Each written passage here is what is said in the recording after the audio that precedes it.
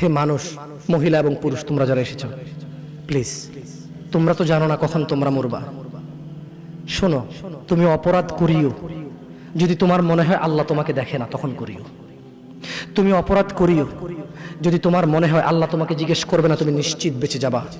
তুমি অপরাধ করিও যদি তোমার মনে হয় যে আল্লাহ তোমার জন্য জাহান্নাম নির্ধারণ করবে, আর তুমি আল্লাহকে বলবা আল্লাহ আপনি বললেই হবে না আমি জাহান্নামে যাব। যদি এই ক্ষমতার অধিকারী হও তাহলে তুমি অপরাধ করিও। তোমাকে বলি, মহিলা, মা, বোন, চাচা, চাচি, নামাজ ছাড়া মানুষ মুসলমান থাকে না। ওয়াল্লাহি আমি বলছি না কোথায় বাঁধবেন, তর্ক পরে। আমি বলছি আপনি নামাজটা স্টার্ট করেন। আমি বলছি না যে তারা ওই 20 রাকাত পড়বেন না 8 রাকাত পড়বেন। আমি বলছি যে আপনি পড়েন, 2 রাকাত হইল পড়েন। আমি বলছি যে আপনি ঈশার নামাজ 15 রাকাত দরকার নেই, আপনি শুধু 4 পড়েন। আমি কি বলছি সুন্নত বাদ দিতে? আমি বলছি যে তুমি পড়ছো না, শোনো, ভয় পেও না, ঈশার নামাজ 15 রাকাত তোমার উপরে ফরজ নয়। আমি তোমাকে না করছি না 15 রাকাত পড়তে। আমি বলছি যে তুমি নামাজই পড়ো না, 4 পড়ো। এই 4 রাকাত ঈশা না পড়লে তুমি মুসলিম নও। 3 রাকাত মাগরিব না পড়লে তুমি মুসলিম নও। 4 রাকাত আসর না পড়লে তুমি মুসলিম নও। দেখো, আমাকে দোষ দিও না। বুখারী খোলো, সালাত অধ্যায়ে যাও, আযান অধ্যায়ে যাও। আল্লাহর নবী বলেছে, তারা ওরা কাফির, ওরা মুশরিক, ওদের আর আমি মুহাম্মদুর রাসূলুল্লাহ সাল্লাল্লাহু আলাইহি ওয়াসাল্লামের উম্মতের মধ্যে পার্থক্য হচ্ছে নামাজ। সুবহানাল্লাহ। ও সাহাবা, ও উম্মত, তুমি চিনবা মুহাম্মদের উম্মতকে সাল্লাল্লাহু আলাইহি ওয়াসাল্লাম। ও আমার উম্মত, তুমি কি আমার উম্মতকে চিনতে চাও? শোনো, তারা যারা আমার উম্মত না, আর এরা যারা আমার উম্মত। ওটা আমার উম্মত যারা নামাজ পড়ে না, আমার উম্মত। তুমি আল্লাহর নবীর উম্মত ছাড়া কিভাবে মুসলমান হবা? তোমাকে আমি বলি, নামাজটা ছাড়িও না প্লিজ। তুমি যে অপরাধে লিপ্ত আছো ছেড়ে দাও, চেষ্টা করো, কিন্তু নামাজটাকে তুমি এখন থেকে করবা। তোমার ফজর মিস হওয়া চাই না। তুমি যদি সারা জীবন নামাজ না পড়ো, আমার যায় আসে না। তুমি যদি সারা জীবন নামাজ পড়ো, আমার কিছু লাভ আছে। তুমি নামাজ পড়লে নেকি আমি আমার লাভে কথা বলছি। শোনো, তুমি নামাজ না পড়লেও আমার লাভ আছে। কি? ইন্নামাল আমালু বিন্নিয়া। আমি নেকির উদ্দেশ্যে কথা বলছি, আমার নেকি হয়ে যাবে। কে ঠেকাবে? তুমি তো আর আল্লাহকে ঠেকাইতে পারবা না। তুমি নিজেকে না নামাজ থেকে বিরত রাখতে পারবা, আল্লাহ যদি নেকি দেয় ঠেকাইতে পারবা? তাহলে আমরা সবাই বলি আল্লাহর দিকে তাকিয়ে শেভ করিয়েন না। দেখেন, এটা অনেক কিছু না, এমন না যে শেভ করলে আপনি একেবারে কাফের হয়ে গেছেন, মুশরিক হয়ে গেছেন, এমন না। লজ্জা থাকা উচিত। কিভাবে কাটতেছেন এটাকে ভাই? কিভাবে? কেফ? মহিলার ওঠে না, আপনার ওঠে, কেমনে কাটতেছেন বলেন ভাই? গলা কেটে দিবেন? কাটবেন না কেন? এটা হারাম। এটা কাটো তো হারাম। শুকর খাওয়া কি হারাম? এই যুবক, তুমি ওঠো, ঠিক আছে, দাঁড়াও। সবাই লক্ষ্য করবেন না, ওকে কেউ ভিডিও করিও না, পরে লজ্জা পাবে ইন্টারনেট আসলে। তোমাকে এখন শুকরের মাংস দেবো, খাবা? কেন খাবা না? জোরে বলো। আপনি শুকরের মাংস খাবেন? আপনি কুকুরের মাংস খাবেন? কেন খাবেন না? কেন? কেমন হারাম? শুকরের মাংস খাওয়া কি হারাম?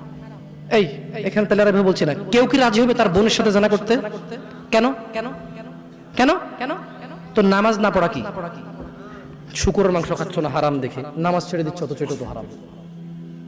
তার মানে তোমার যদি স্বাদ লাগতো আর তোমার বাপ মা যদি শুকরের মাংস খাইতো, তুমিও খাইতা, হারাম আর বাস্তা। ঠিক। তোমার বাপ নামাজ পড়ে না যুবক, তাই তুমি নামাজ পড়ো না। তোমার বাপে ভাত খায় তাই তুমি ভাত খাও। পাকিস্তানের রুটি খায় তাই ওরা রুটি খায়। চাইনিজরা এইভাবে লাঠি দিয়ে খায়, ওরা লাঠি দিয়ে খায়। শোনো, তুমি বলতে চাচ্ছ তুমি শুকর খাও না কারণ এটা হারাম, তুমি মিথ্যু। তুমি একটা চরম মিথ্যাবাদী, ধোঁকাবাজ। ঠিক। তুমি বলছো তুমি শুকর খাও না, এটা হারাম না? তাহলে তুমি নামাজ না পড়াও তো হারাম, তা তুমি কেমনে ছেড়ে দিচ্ছ? এই যুবক, তোমাকে যদি বলে ন্যাংটা হয়ে হাঁটো, হাঁটবা? কেন? ন্যাংটা হয়ে কেন হাঁটবা না? কি নোংরা কাজ? নামাজ পড়ো না, তোমার শরম লাগে না? শুকরের না মদ কি রাস্তায় হেঁটে মদ খেতে পারবে? কার সাহস আছে? এখানে সাহসের অভাব নেই। বাপরে বাপ, এই কথা বলে আবার কারো সাহস জায়গায় দিতে চাই না, তবে অনেকেই চাইবে না। অনেকেই কেন? শরম। কেন? কারণ কেউ যদি রাস্তা দিয়ে হেঁটে হেঁটে মদ খায়, ওর সাথে কেউ মেয়ে বিয়ে দিবে? কেউ? আপনি রাজি হবেন রাস্তায় ভাবে মদের বটল নিয়ে হাতে হাতে মদ খায়, এর কাছে মেয়ে বিয়ে দিবেন? কেন? এটা নির্লজ্জ লোক মদ হেঁটে হেঁটে খায় ওপেনে। এই ছেলেটাই কিন্তু ওপেনে নামাজ পড়ে না, আপনি মেয়ে বিয়ে দিচ্ছেন। ঠিক, আপনি নাকি ধার্মিক। হ্যাঁ, চিটিং মেশি। ওয়াল্লাহি আমি আপনাকে বদনাম করতে আসিনি, কিন্তু আপনি মিথ্যুক, এটা বুঝে নেন। তো আচ্ছা, আপনাকে মিথ্যুক বলার পর আমার কতটুকু লাভ হলো? 2-4 লাখ টাকা যাবে ঢুকেছে, ঠিক না? আমেরিকা থেকে আসতেছে। না, আমি আপনাকে মিথ্যুক বলে লাভ না, আমি আপনাকে মিথ্যুক বলতে আসি নাই। তবে আমি আপনাকে বলি, আল্লাহ ক্ষমাশীল, ক্ষমাকারী। ঠিক আছে? আপনি সত্য দাবিদার হবেন। একটা ছেলে প্রকাশ্যে মদ খেলে আপনি তার সাথে মেয়ে বিয়ে দেন না। একটা ছেলে প্রকাশ্যে নামাজ আদায় করে না। আল্লাহর কসম, এই পৃথিবীতে যত মদ আছে সবাই যদি একজনে খেয়ে ফেলে, সে কাফের হবে না। কি হবে না? কিন্তু এক ওয়াক্ত নামাজ ছেড়ে দিলে কাফের। ঠিক। আপনার কাছে মদ খাওয়াটা, আমি কি মদ খাওয়াকে ছোট করে দেখতেছি তার মানে? না। এখন কিছু লোক বলে, জামশেদ ভাই বলছেন নামাজ না পড়া অনেক বড় অপরাধ, আর মদ খা তুই, পুরো পৃথিবীর সব খেলা কিছু না। আমি মনে হয় এটা বলছি, ঠিক না? না, এরকম বুঝে ভাই, বুঝে এরকম অনেকে আছে বুঝে। এটা বুঝিয়েন না, আমি উদাহরণ দিয়েছি। শরম করুন। আপনি বাপের সামনে সিগারেট খেতে লজ্জা করে, বাপের সামনে বেনামাজি থাকতে লজ্জা করে না।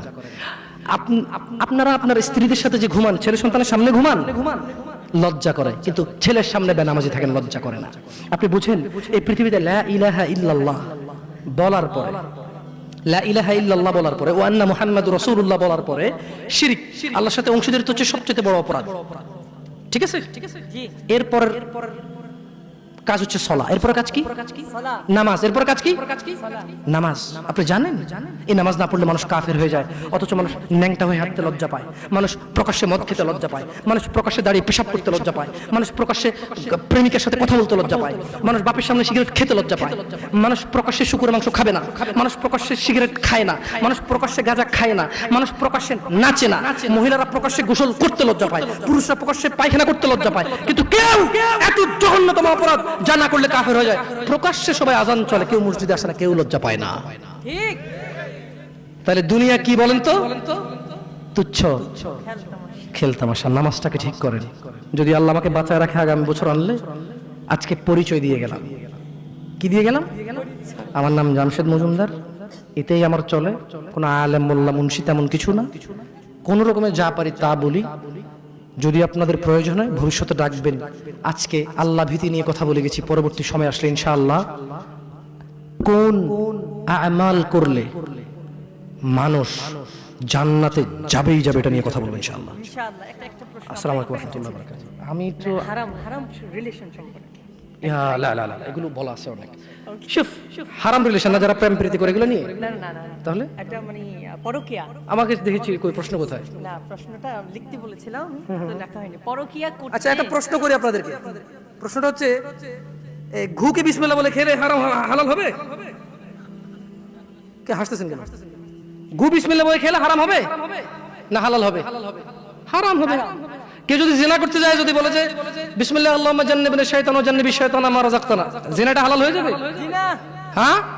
কেউ মক্কা শরীফে গিয়ে কাবার পাশে বসে যদি মদ খায়, হালাল হয়ে যাবে? তো আপনার সাথে পুরুষে কথা বলা গুনাহ, পুরুষ মহিলার সাথে কথা বলা গুনাহ। তো এটা কিভাবে হালাল করবেন? একটা ছেলে বলতেছে যে হুজুর আমরা প্রেম করি, বিয়ে করলে হালাল হয়ে যাবে না? আমি বললাম বলদ, বিয়ে করলে তোর প্রেমটা হালাল হবে না, তো ওটা তো গুনাহই। তুই কবুল বলার 1 সেকেন্ড আগ পর্যন্ত এগুলো সব গুনাহ ছিল। কবুল বলছস, কবুল না বলে যে কাজ করেছিস আর কবুল বলে যে কাজ করবি, পার্থক্য হচ্ছে কবুল বলার পরে যতগুলো করবি এগুলো আর হারাম হবে না, কিন্তু কবুল বলার আগে যা করেছিস সবই হারাম। হারামকে কখনো হালাল বানানো, হারামকে কখনো হালাল বানানো যাবে না। বরঞ্চ এটা করতে পারিস যে আমি হারামে ছিলাম, আমি এখন এটা হালাল করেছি, আল্লাহ তুমি আমার হারামটাকে ক্ষমা করো। হারাম কখনো হালাল হবে না। আসসালামু আলাইকুম ওয়া রাহমাতুল্লাহি ওয়া বারাকাতুহু।